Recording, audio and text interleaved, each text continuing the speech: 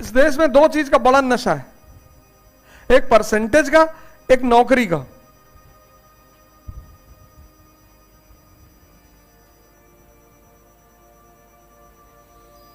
और नौकरी कर लो तो ना तो पैसा है और गुलामी अलग से है।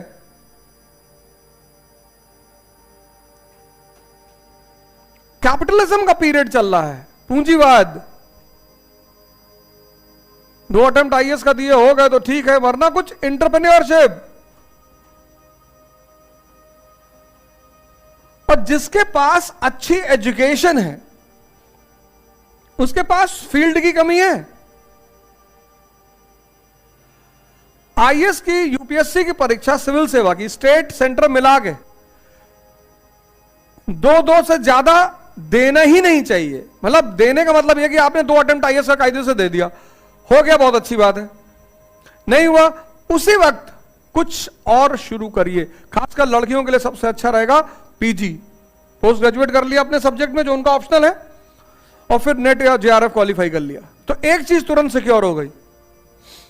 जेआरएफ क्वालिफाई कर लिया, नेट कर लिया, तो पीएचडी तो हो ही जाएगी, तो टीचिंग लाइन का मामला फिट हो जाएगा। लेकिन 2 अटेम्प्ट देने के बाद, 2 अटेम्प्ट में अगर हो गया, सेंटर में हो गया, स्टेट में हो गया, फिर तो कोई जरूरत ही नहीं। इनकेस नहीं हुआ तो जब 2 अटेम्प्ट दे लिया तुरंत पीजी।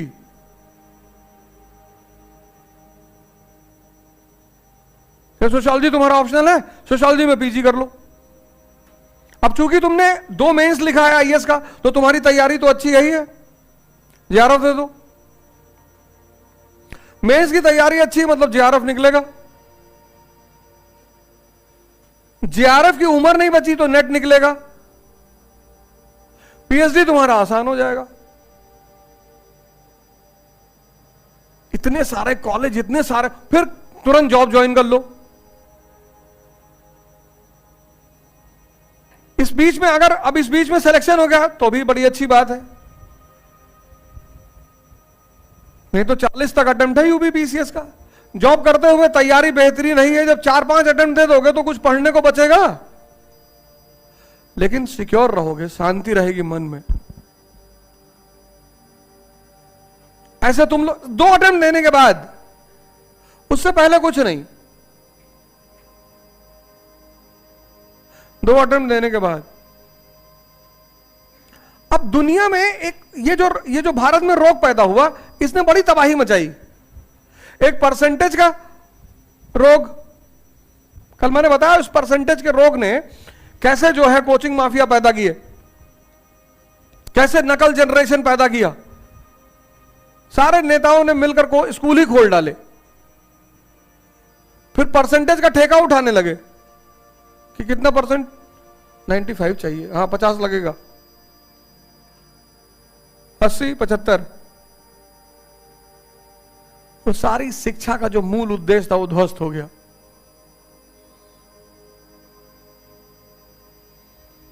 अस्सी 75 90% लिए हुए लोगों को कुछ पता ही नहीं है, कुछ पता ही नहीं है।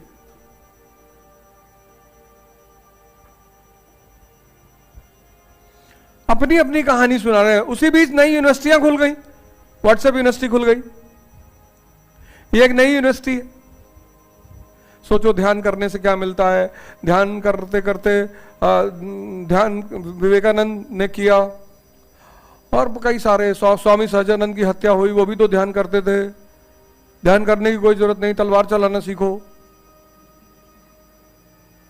ध्यान के साथ तलवार सीखो, तलवार भी मत छोड़ो। यही तो है समुराई जापान का। भाई जीवन में कभी भी युद्ध करना पड़ सकता है, तो पढ़ाई के साथ युद्ध सीखना बहुत जरूरी है।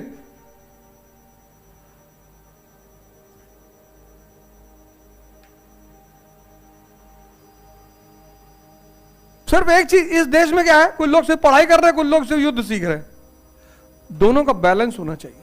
इसी देश का आदमी को मैंने देखा डायलॉग मारते हुए कि पैसा क्या है, और हर जगह जाके रोता भी है।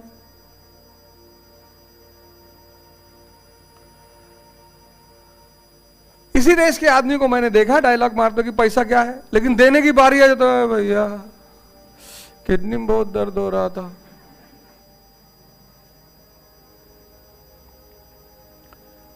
इस देश में जो लोग नीडी हैं, जरूरतमंद, उनकी मदद इसलिए नहीं हो पाती क्योंकि जिनको जरूरत नहीं है वो भी लाइन में खड़े हैं। अभी तुम हनुमान मंदिर पे गमछा बांटना शुरू करो रिक्शे वालों को, कुछ लोग कार आगे लगा के उतर आएंगे। भैया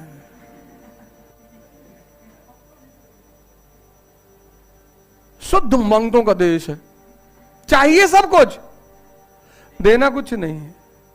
देने में डायलॉग बाजी, मूर्ति के सामने खड़े हैं, तन मन धन सब अर्पित तुमको। किसी जिंदा आदमी के सामने नहीं कह रहे हैं, पत्थर के सामने कह रहे हैं। और पत्थर अगर निकल आए और कहे अच्छा ये जो घड़ी लगाए हो आईपीएल वाली दे दो, तुरंत ये तंत्र मंत्र हो रहा है यहां पे।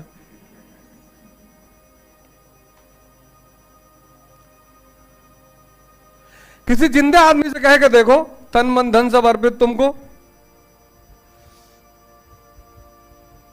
कहेगा मन इतना खराब है तुम्हारा, उसको लेके हम करेंगे क्या? और तुमको डायबिटीज है, तन तुम्हारा भी, तन भी खराब है, 2-4 लाख रुपया रखे हो वही दे जाओ, धर्म परिवर्तन कर लेगा। कि फलाने मंदिर में गए थे, भगवान को पैसे क्या जरूरत है, जिसके पास सारा ब्रह्मांड है।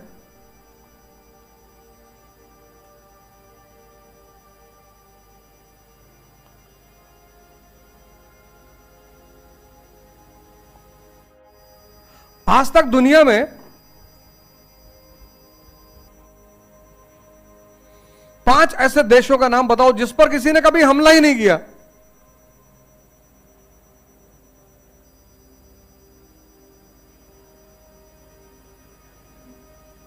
देश थोड़ी अंटार्कटिका।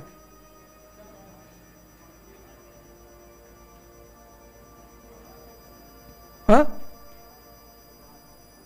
नहीं, नेपाल पर हमला हुआ है, नेपाल पर हमला हुआ, भूटान पर भी हुआ, भूटान पे कब्जा हुआ।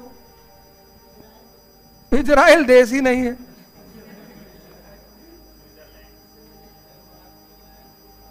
स्विट्जरलैंड समझौता है, स्विट्जरलैंड यूरोप का अयोध्या है।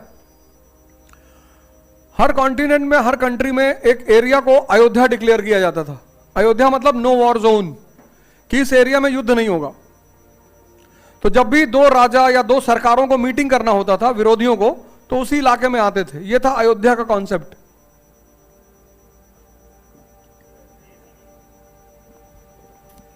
यह अयोध्या का कॉन्सेप्ट था। मंगोलिया पे कभी हमला नहीं हुआ, कभी नहीं हुआ।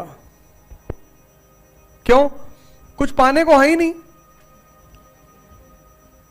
अब तुम जब पाकिस्तान की नीति बनाओगे आईएएस बनकर, तुमसे प्रधानमंत्री पूछेगा क्या वर्मा साहब पाकिस्तान हमला करे? अरे बोले नहीं साहब,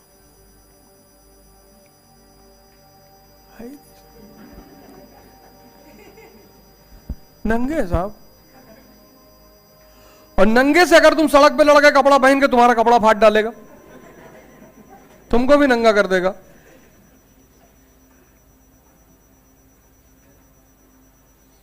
और पहले हमला करोगे, पूरी दुनिया कहेगी बताओ नंगे को मार रहे थे। बताओ अगर सड़क पे कोई नंगा जा रहा, तुम उसको मारो तो तुमको सिंपैथी नहीं मिलेगी, उसको मिलेगी। पूरी दुनिया उसकी तरफ खड़ी हो जाएगी।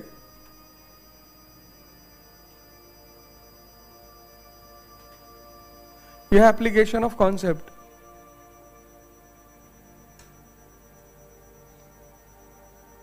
ब्राह्मण, जैन, बुद्ध टेंशन पैदा कर रहे थे, अशोक ने धम्म चलाया। हिंदू, मुसलमान, शिया, सुन्नी टेंशन पैदा कर रहे थे, अकबर ने दीन इलाही चलाई। आज भी समाज में टेंशन है। देखो कितना तनाव है, हिंदू, मुस्लिम, दलित, ब्राह्मण, कितना तनाव है। वो तनाव तो होगा ही। 1 अरब 50 करोड़ जनसंख्या हो गई। अब वो 545 लोगों को सुकून से राज करना है। नहीं तो ये 1 अरब 50 करोड़ पहुंच जाएंगे पार्लियामेंट कि हमको नौकरी चाहिए। कोई कहेगा अस्पताल नहीं हमारे इलाके में, गांव में। कोई कहेगा हमारे इलाके में बस नहीं चलती है। ये सब पहुंच जाएंगे पार्लियामेंट। तो उन 545 लोगों ने डिसाइड किया कि इनको उलझा दो। ये लो, ब्राह्मणों ने तुम्हारे कान में तेल डाला था। अच्छा, उसी में नाच रहे। सबको एक एक झुंझुना पकड़ा दिया, एक दलित को पकड़ा दिया कि ले, एक ब्राह्मण को पकड़ा दिया, तुम भी ला। तो किसके वंशज हो जी? परशुराम के। हाँ, हिला कस कस के। क्षत्रियों को पकड़ा दिया, मुसलमानों को पकड़ा दिया, सबको पकड़ा दिया, सब हिला रहे। वो सब बेचारे 545 लोग आराम से संसद में बैठे हैं, कॉफी पी रहे, चाय पी रहे, एक दूसरे का हाल चाल पूछ रहे, और सब बड़े। हाँ बड़े, तो तुम्हारी बिटिया लंदन में थी, शादी हो गई उसकी। अच्छा ठीक, सब मस्ती से रह रहे।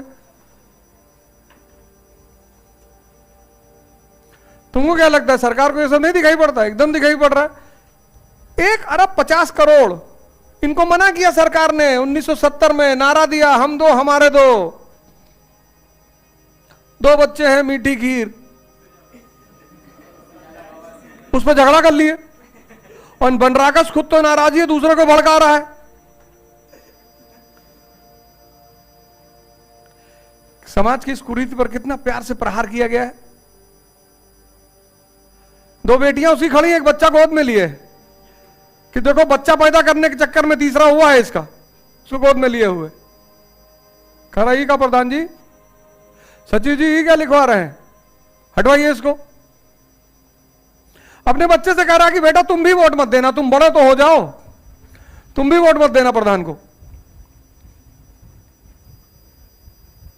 ऐसे बनराकस जैसे हर गांव में है। चप्पल मिल गई, अब जाओ,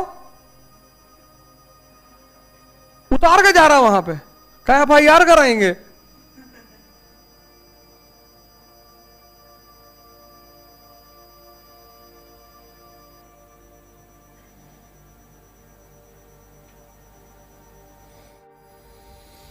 भारत देश को चलाना है, भारत देश जहां पढ़े लिखे लोग हरकतें करते हैं। अभी यहां से निकलोगे ना, देखना लिफ्ट के पास कितना थूक रखा है।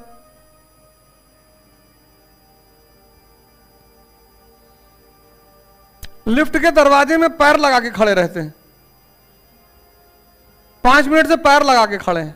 सेंसर है, खराब हो जाएगा, अंदर जाओगे और सेंसर फेल कर गया, सीधे नीचे और फिर ऊपर।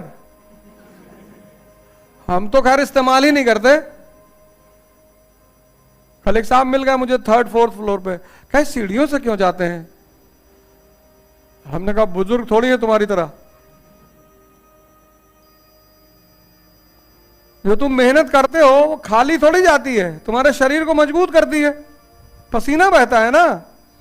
मेवा खाने से ताकत आती तो अंबानी का बेटा खली होता, बॉडी बनी होती भयंकर, उसको खाने की कौन सी कमी है। देखो मुकेश अंबानी जी के बेटे को, पसीना नहीं बह रहा है।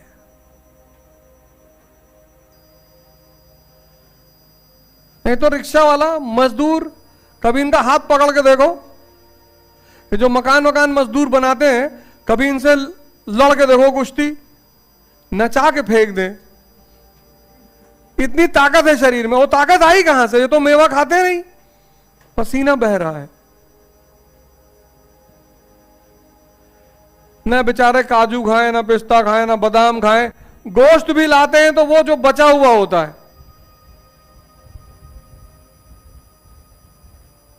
तुम तो चिकन ले आए 400 रुपया किलो, उसका पैर छोड़ आए, पंजा लेग तो लेके चले आए, पंजा छोड़ आए, वो उस पंजे को खरीद के ले आते हैं 50 रुपए किलो।